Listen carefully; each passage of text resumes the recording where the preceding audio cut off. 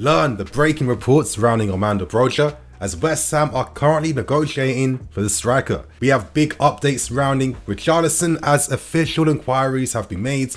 We have updates on Raphinha, and we have updates on the latest surrounding Lukaku and his loan return back to Inter Milan. Ton of things to break down, discuss and get into, you guys, so please smash your like button. I want to be ambitious again and I want to go for 3k likes, so if you're happy with the content, you're happy with the drops, the videos, please show your support and smash that like button without wasting any more time. So right now, let's get the latest surrounding Lukaku out the way first, because we have even bigger stories to discuss in today's video, guys. So currently, there's a lot of positivity behind this deal getting completed before the end of this month, as it does seem like Inter Milan currently are very open to the idea of paying the 10 million euros up front in terms of a loan fee, plus additional bonuses, which I'd imagine to be things such as, I don't know, like Champions League bonuses, appearances, goals, etc, etc, as well as fulfilling the wage packet of Lukaku as well too. Now, the only thing that is stopping this deal from being given the green light to actually go through is that Inter Milan needs to get approval now from their owner in Zhang, who is still kind of bulking out the requested prices and loan fees. He still needs a bit of reassurance, but he is asking the Inter Milan board to try and do their hardest to try and bring the loan fee and wages down a little bit. However, of course, there's a big willingness now because Todd Boehly is the main benefactor of this deal. He is talking to Inter Milan, and of course, you know, he respects Lukaku, he respects his manager and Thomas Tuchel as well too, and understands that for us to go forwards, getting Lukaku out the way immediately is the most important priority. I guess in total, it would seem like we would get close to, you know, receiving the full player costs per year for Lukaku, which is around like 30 million euros. I'd imagine it won't necessarily be that final fee, but hopefully with some smart bonuses and clauses inserted in this deal, as well as the fact that we know that Lukaku is more than comfortable to take a reduction in his wages. It seems that very soon this deal will be going through, even though negotiations are currently ongoing at this point in time. Inter Milan CEO Morata did confirm that Inter are currently trying for deals for Lukaku and Dybala, and they're also talking to Bremer at this point in time. So big things if you're an Inter Milan fan. Your season's looking absolutely crazy currently. News came out though that Inter are possibly open to the sale now of either Skriniar or Bastoni, which is very, very interesting. But I'd imagine it's more likely to be Skriniar leaving due to the fact that he's already talking to Paris Saint-Germain, and due to the fact that Inter Milan just won't fulfill the financial packet that Skriniar wants. So I'd imagine that he'd be replaced for Bremer by the looks of things currently. Still though, it's getting ever closer to this deal being over. I'm starting to feel like maybe the next time I talk about this, there won't be any more like updates or details to discuss. It will just be about the player finally going to Inter Milan. So now, let's move on to the big stories. And I guess right now, we have to talk about the latest surrounding Armando Broja. This report literally came out like less than an hour ago from Damasio. It's an interesting one. Currently, West Ham are negotiating to sign Armando Broja on a permanent deal. It seems like it will cost between 25 to 30 million, even though, you know, for a long time now, Broja's been incredibly popular throughout Europe, with Napoli being one of the big clubs showing big interest in him, and there have been potential fees of around 40 million that's been thrown around. So I'd imagine that, you know, we are going to see maybe additional fees on top of this deal coming from bonuses and clauses as well too. But this is pretty shocking news in that sense. Of course, we all expected Broja to be getting a pre-season to show what he can do. So the fact that he is currently negotiating with West Ham right now, I guess it would mean that we would have to literally sign another forward attacking player, of course, to give us more numbers up front. On top of this though, you guys, I'm going to drop this right now, but in terms of a marquee name signing, I was told from last week that we are making an offensive for Declan Rice, and we are planning to make approach for the player in the next 1 to 2 weeks. So now it's literally got me thinking, now that West Ham are negotiating for Broja, they've already signed Zuma from us. Is this going to be the thing that allows us now to make a move for Rice, after we know the fact that Rice can leave up to the tune of around 75 million?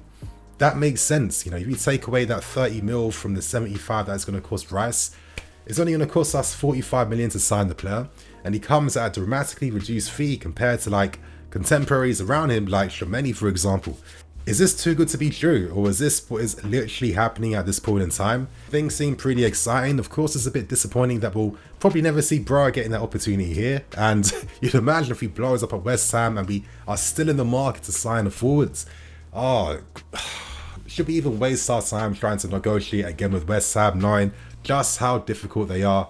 I'm not too sure, you guys, but in the comments below, give your thoughts and opinions. Do you feel like maybe we're being a bit too hasty in letting Broja leave? Or do you think that we should just be selling the player now and looking to reinvest back into the team? Right now, we move on to the next big story. It's another breaking report that came out, and it involves Richarlison of Everton. Now, a report came out from the Daily Mail, plus other journalists on top of this as well too.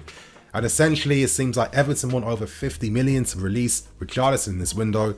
We know that he wants to leave Everton. Of course, he's told his agent that he wants out. Everton are basically giving the blessing for the player to leave right now. Currently, we have made official inquiries of the availability of signing the player. It does seem like Tuchel likes him. Tuchel sees him as a number 9, which is quite interesting as well too. And it's believed that we are potentially open to offering players in exchange to try and bring this deal down. So it's got me thinking, could names like Billy Gilmour, for example, be up? And I say this because we all assume that Broja would be getting a pre-season currently. So I can't imagine that any like Cobham grads are safe at this point in time. And we know that Lampard gave a debut to Gilmour. He's worked under him. And realistically, with how stacked we are in midfield and the fact that Tuchel just hasn't really utilised the player, would it be a surprise, or am I just like projecting too much? Ooh, this is an interesting one, you guys. I literally got to give my thoughts and opinions straight away. You know, Richarlison does his best work down that left side channel. And it's like, how many players do their best work there? You know, Pulisic, Hudson-Odoi, Timo Werner. You're looking at the potential signing of Raheem Sterling as well too, as well as Richarlison. I feel like when he has played as a more number 9 role for Everton, and he's played like up front by himself, he has struggled a little bit at times. Maybe if you're bringing the fee down, it makes it more economically feasible for this deal to go through. But at the same time, is Richarlison a player, in my opinion, that is going to help us close the gap? I mean, he's still young, playing for a better club, especially when he's a Brazilian international player as well too. I mean, he's clearly got some talent and he's got room to grow as well too. Is Tuchel seeing something in him that he can get out the player? Who knows? But at the same time, I still need to see other examples of players currently under his, his management that are benefiting from the coaching and improving as players. I'm not too sure about this one in particular, you guys. And the main thing behind why is we happen to have a certain player at this club already that I feel that we forget quite a lot, which is a bit mad to me considering he's our second most expensive signing. He won us the Champions League, and his name is Kai Havertz. For me, I'm looking at Haaland at Man City, I'm looking at Núñez at Liverpool, I'm looking at some of the big names with like big young attacking guys up front, and it does seem that maybe Kai Havertz could be one of our leaders for the future, you know, one of the big name players in the league. And I need to feel like we are doing everything we can to fulfill his potential and get the absolute best out of him. We did see more promising performances from the player, of course, near the end of the season when Lukaku, of course, was kind of falling out of the manager's favour. He's more adapted and suited to the league. I think now with more consistency in a set position, which he does needs, and maybe with like other personnel around him that can benefit from how he plays, we need to create conditions now to get the very best out of him. At times, I have felt like Tuchel hasn't got the best out of him. I've seen him play on the left-hand side, a few times on the right-hand side, a few times as a false 9. But I think as you're getting older, you know, you're not 19 years old anymore. You know, he's approaching like a crucial stage, in my opinion. He needs to have that set position to fully grow and to fully, achieve this world-class potential that made us sign the guy in the first place. Before I end this point, you guys, I do have to say this as well too. You know, I still have flashbacks from last summer. You know, we all do. We all had dreams of Erling Haaland being the guy. You know, lots of talks, lots of negotiations, and in the end we got priced out because it was too much. And then that made us react by then, trying to complete a quick move for Lukaku. It's not the first time we've done that, that the big name guy we're trying to sign, we're not able to get the deal done in the end, and then we splash out a ton of money on the second option that hasn't necessarily come to the team to take us to another level. I'm looking at Lukaku, I'm looking at Kepa, and my thing is, with new ownership and leadership, listen, I need to see better, man. I need to see better.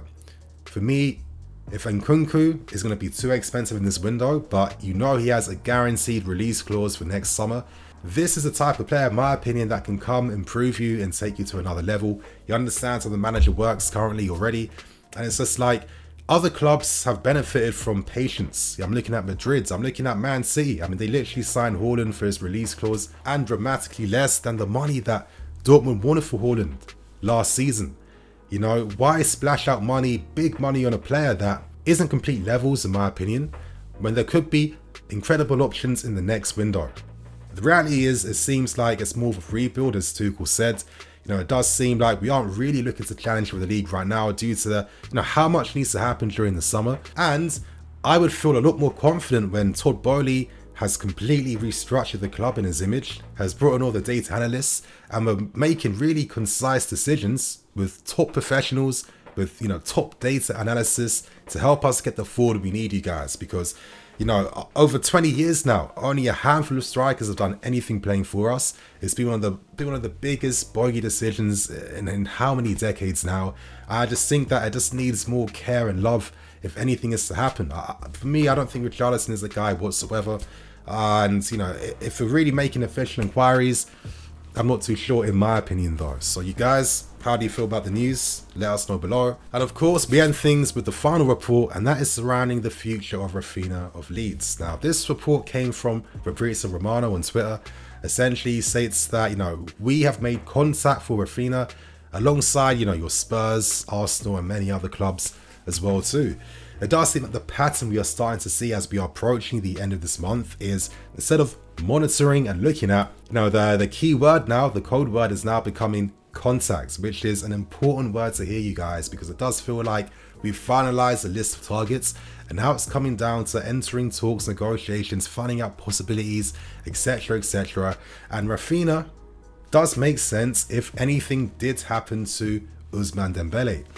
Now, I know that Barcelona, I think they're getting some investment in quite soon, but I haven't done enough research to fully understand all the little nuances and details to really have this as part of my opinion. So, just don't be expecting any of that talk right now.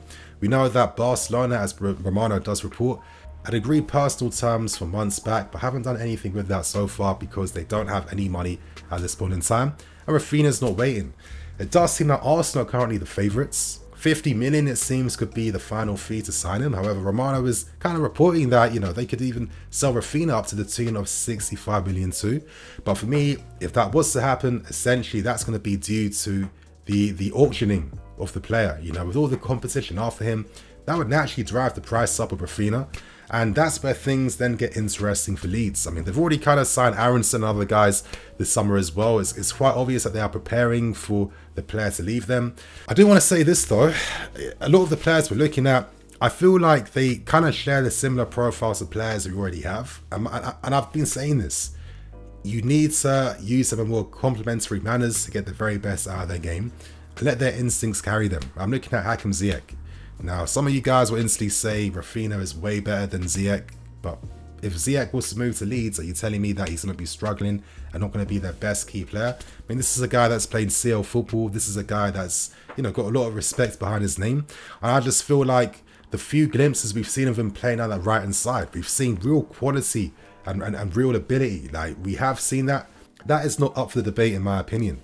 But the thing is that with how Tuchel has set up this attacking team at this point in time, having guys in the inner channels, making runs in behind, moving towards the board, etc, etc, it just doesn't complement every single player other than like Mount and Kai Havertz.